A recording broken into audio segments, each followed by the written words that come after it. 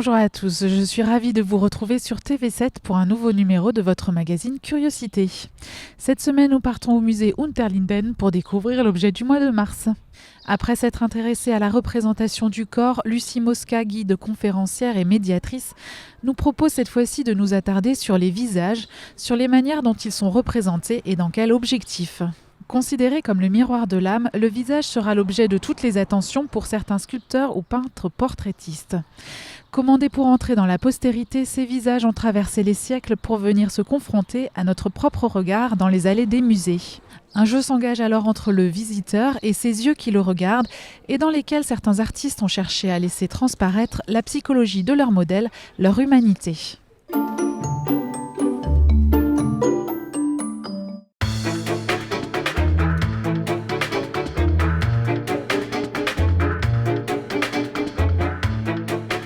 Pour le prochain cycle Histoire de l'art, on va parler du visage et du portrait. C'est sur le visage qu'on a des traits qui nous sont vraiment propres, qui permettent de distinguer les individus. Le portrait, c'est un petit peu différent. Le portrait est finalement le moment où on a choisi de fixer le visage, de représenter le visage. Les traces les plus anciennes que l'on a de portrait remontent à l'Antiquité et on a cette histoire d'Ibutade, une jeune Corinthienne. Son bien-aimé, devant partir à l'étranger, a décidé pendant son sommeil de fixer au mur le contour de son ombre, c'est-à-dire sa silhouette. Et bien souvent, le portrait, c'est cela, c'est avoir un substitut de soi-même qui puisse être vu par les gens qui nous aiment, qui puisse être vu aussi de manière plus large. Et là, on entre dans une autre visée qui est d'exprimer son pouvoir ou d'exprimer sa richesse. Une troisième chose aussi, notre existence sur Terre, elle est limitée dans le temps. Elle est finalement éphémère et faire réaliser son portrait, eh bien, c'est fixer cette image pour les siècles à venir.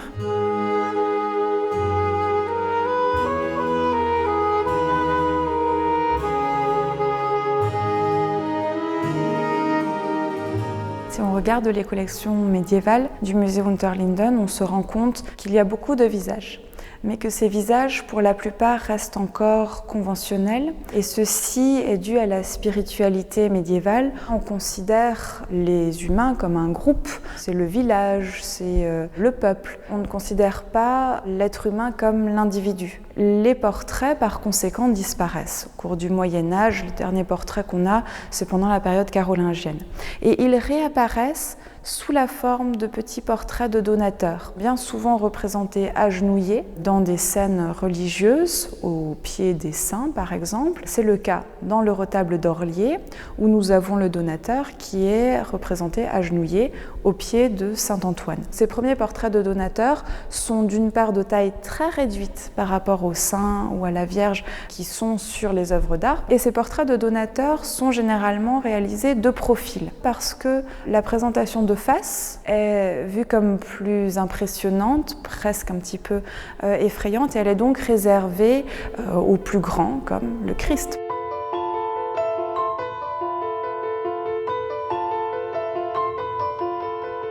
À la fin du XIVe siècle, on accorde plus d'importance à l'environnement qui nous entoure, et on voit donc petit à petit la naissance du genre de paysage.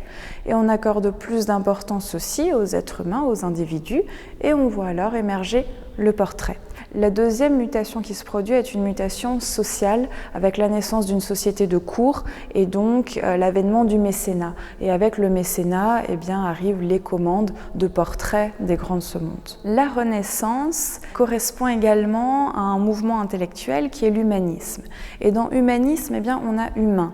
C'est-à-dire qu'on va s'intéresser de plus en plus à l'être humain et essayer de le représenter dans sa vérité anatomique, dans sa vérité physionomique et aussi dans sa vérité psychologique. Il y a également de nombreux auteurs, parmi lesquels Alberti, qui disent que le visage reflète nos inclinaisons, nos habitudes et donc finalement reflète l'âme. D'où le paradigme que l'on a encore aujourd'hui, le visage, le miroir de l'âme. Il importe donc que les artistes représentent ce visage en étudiant les inclinations et habitudes du modèle, en étudiant sa psychologie, pour la faire transparaître à la fois sur ses traits et à la fois dans son regard. Le regard est très important.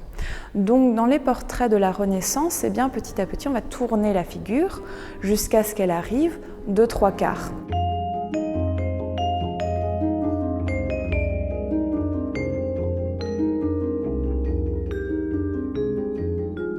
Si on observe le portrait de femme de Hans Holbein, l'ancien, on voit le visage de la femme, sa carnation très pâle, son teint vraiment diaphane, qui ressort, qui est mis en valeur par le vêtement noir et l'arrière-plan qui est d'un vert très foncé. Son regard est clair mais presque dur et ses lèvres sont fines et légèrement pincées.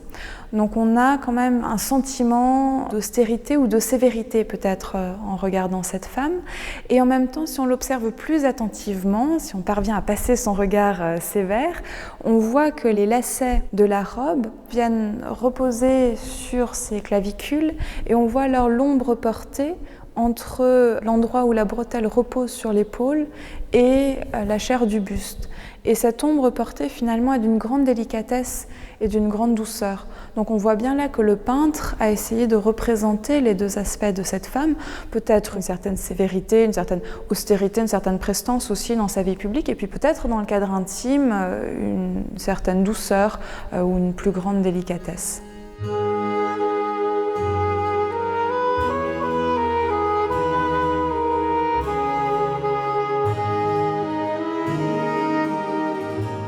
À partir de la fin du XVIe siècle, ce sont surtout les grands et les puissants qui commandent des portraits permettant de montrer leur pouvoir, leur richesse. Les portraits sont donc complètement mis en scène et c'est la richesse du vêtement, le masque figé du visage qui va être présenté au monde.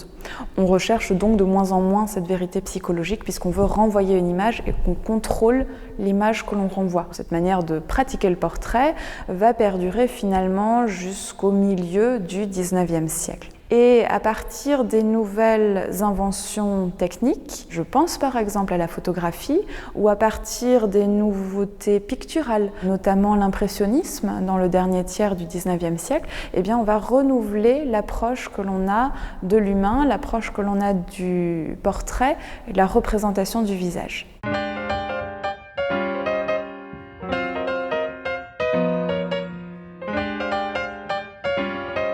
Si l'on regarde le portrait de Joseph Lecoeur, réalisé par Renoir au début des années 1870, on retrouve un petit peu de spontanéité et on retrouve aussi, surtout, dans le regard, une grande profondeur psychologique. C'est d'une part le regard de cet enfant, un regard un petit peu triste, une carnation très pâle, et en même temps, cette manière de se retourner nous indique que c'est un enfant peut-être qui s'apprête à jouer, à faire une grimace, voilà, quelque chose d'un petit peu plus espiègle. Renoir essaye vraiment de montrer la spontanéité enfantine, la spontanéité de ces modèles qu'il connaît très bien, qui font partie de son cercle d'amis et avec qui il a presque des liens familiaux.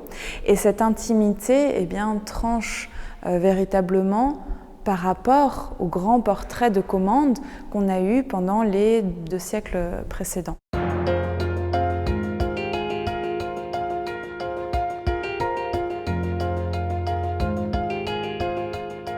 Dans les années 1930, là on a quand même une inquiétude chez les artistes avec l'arrivée de la crise économique, avec la montée aussi des partis fascistes et un refus pour certains du modernisme ou de l'abstraction parce qu'ils veulent se préoccuper vraiment de l'instant présent, se préoccuper de la réalité, se préoccuper de l'existence et donc se préoccuper de l'humain. Ce double portrait d'homme de Léon Zack fait partie d'une série de portraits qui sont des portraits imaginaires et ce sont des visages qui sont dans un état très pensif, presque dans un état de contemplation, de méditation. Ce sont des visages qui ont le regard perdu dans le vague et on sent bien là que le peintre Léon Zack est en recherche de cette intériorité. Pendant les siècles précédents, on pensait vraiment que les traits du visage étaient l'expression d'une personnalité et là on a juste une plongée dans ces grands yeux noirs du double portrait d'homme qui nous ramène à l'intériorité des personnages ou à l'essence de l'être humain en se libérant des traits physionomiques.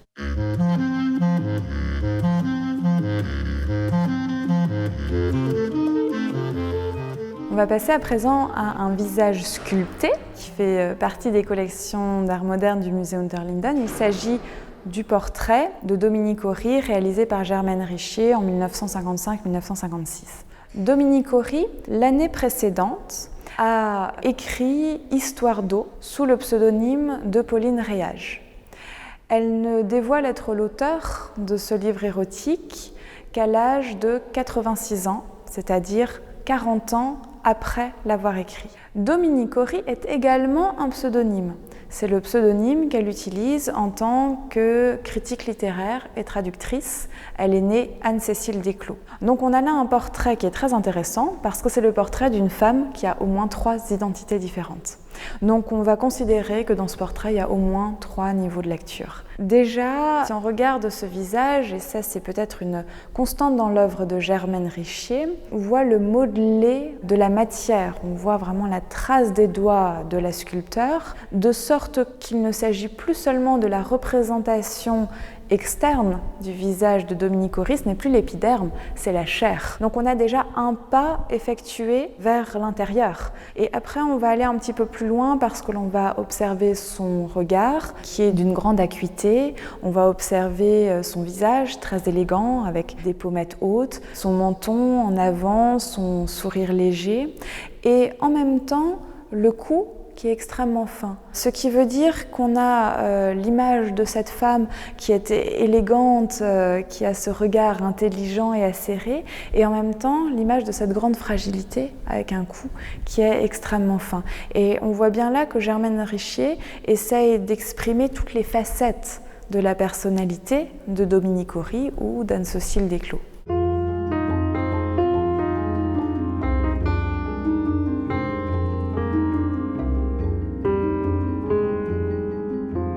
L'observation du visage est donc particulièrement importante parce qu'elle nous révèle complètement l'être humain, l'individu, elle nous révèle son extérieur, sa physionomie et elle nous révèle son intérieur, elle nous révèle son essence même, sa psychologie. Marin Curot de la Chambre, dans son ouvrage L'art de connaître les hommes, publié en 1660, explique que l'homme a été doté d'une langue et d'une voix afin d'exprimer ses pensées. Mais il ajoute que la nature nous a également dotés d'un visage et d'un regard pour exprimer la vérité de nos pensées s'il venait à notre voix peut-être de mentir.